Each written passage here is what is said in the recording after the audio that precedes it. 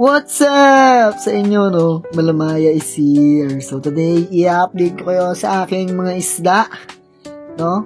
Long time no video tayo, guys, no? Sobrang busy ko kasi.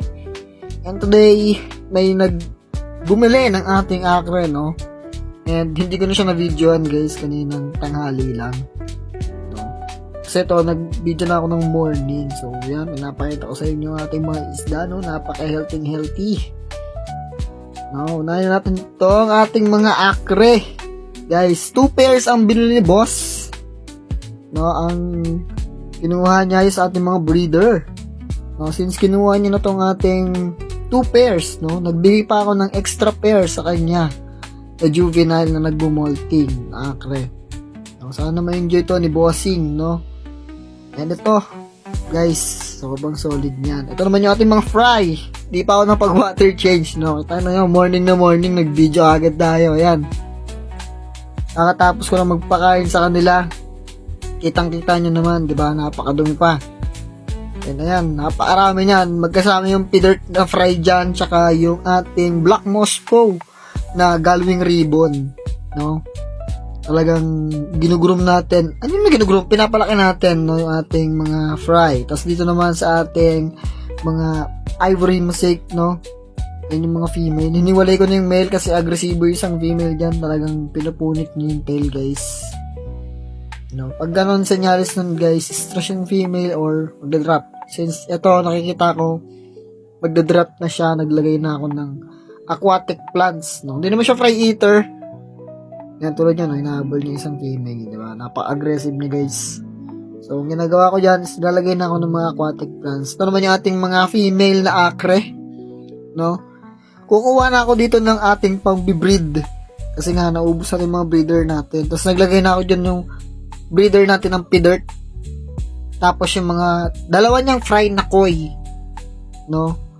Pinagsama-sama ko na sila dyan. Mga female naman yan. So, walang problema dyan. Tapos, pipili na ako ng dalawa na breeder ko dyan, guys. No? Reset tayo ng ating akre. So, yan, kitang-kita nyo, di ba? Pulang-pula. Healthy. No? Talagang, kahit sobrang busy natin, guys, no? Naglalaan pa rin tayo ng oras sa ating mga isda. No? Kasi, estudyante rin ako, guys, no? Sobrang busy talaga, guys. Hindi ko sila base kaso ng, alam mo yun, isang beses na sila kumain. Ito naman yung ating mga male. Yan, guys. Mga kal dyan, di ko pa natatanggal. No? Yung mga kal na yun, talagang i-dispose ko yan. Sadyang wala lang time. Ngayon lang ako nagka-time, guys, na masikaso sila ng sobra-sobra. No? Pag linggo. Yan, kitang-kita nyo, di ba? Healthy yung mga yan. Tapos sa baba naman, ito yung mga pidirt. Yan, di ba? Yung mga pidirt natin, na kaka 1 month old lang, no? Tapos dito red, yung mga second batch, no? Ito yung mga 2 weeks, tapos may kasama dyan mga 1 month. Yung mga female, nandyan din. Pero sa kabila, sa may parang light, ano natin, na tab, is halo pa, no? May mga male pa rin doon. So, gagawin ko, kukunin ko yung mga male doon, ilalagay ko sa ating tank, no? Para masubaybayan natin yung paglaki ng ears nila. Tapos ito naman yung ating mga Black Moscow na galwing ribbon na juvenile na mga male. Yan, guys. Molting na sila sa black stage nila, no? Isa dyan is non-ribbon, the rest puro ribbon. So, pipili ako ng female ko dito. Ito naman yung mga female natin na Black Moscow na galwing ribbon. Yan, no? Pipili ako dyan, guys, ng ating magiging breeder. No, kasi magpaparami ulit tayo niyan. Nasimot eh. So naman yung ating mga fry ng ating ivory mosaic. Ayan, napakarami. Kumuha lang ako ng 3, sinama ko dun sa ating mga female. So naman yung mga pidirt. Ayan. Ginugurom natin. Yung pidirt natin. And yung male, nagburas-buras na. May sira na yung kanyang ears at yung tail niya. Tapos ito naman yung ating PKBM. 2 pairs, no? Wala pang nagda-drop dyan kasi juvie pa lang eh, no? Pero compact body yan, guys. Kung makikita nyo, jolin yan. Kaya talagang binabomba natin ng live foods. Tapos dito naman sa ating purple dragon, ang balak ko is i-remove na yung mga fry nila, no? Kasi crowded na sila dito. As in. So, ang gagawin ko, yung empty tank ko muna doon sa aking acre is ilalagay ko yung mga male doon. Tapos, yung mga female naman, siguro isasama ko doon sa light tank. No?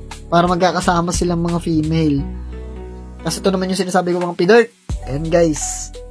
Yan sila sa may tank. No? Mga male yan. No? Kaka 1 month lang nila. Tapos, ayan. No? Sana Dumbo ear sila guys. Tapos magseselect tayo ng mga kaling tayo dyan pagdating ng 2 months, no? Kasi may nakikita na akong hindi maganda. Pag di talaga maganda, dispatch na natin, no? Talagang kung gusto nyo kunin, di ba? Wala problema pag so ito naman yung mga ABT natin, ayan, no? Medyo may sakit sila guys. Hindi ko alam bakit. Para sila nagfi-finrot. Lalo na yung mga female. Yung mga male, wala namang problema. Pero ang ginawa ko is, tinanggal ko lahat nung nasa loob nila. Tapos, pinutan ko yung tubig nila ng 50. Tapos, naglagay tayo ng methylene blue tsaka ng salt. Hanggang ginagamot natin sila. So, ayan. Sana mapaggamot natin lalo. Tapos, ito naman yung mga fry. Aray ko. Yan ang matrabaho. So, sobrang dami nila dyan, guys. Crowded sila. No? Since mga fry pa lang naman, okay lang naman yun. Pero, di ba?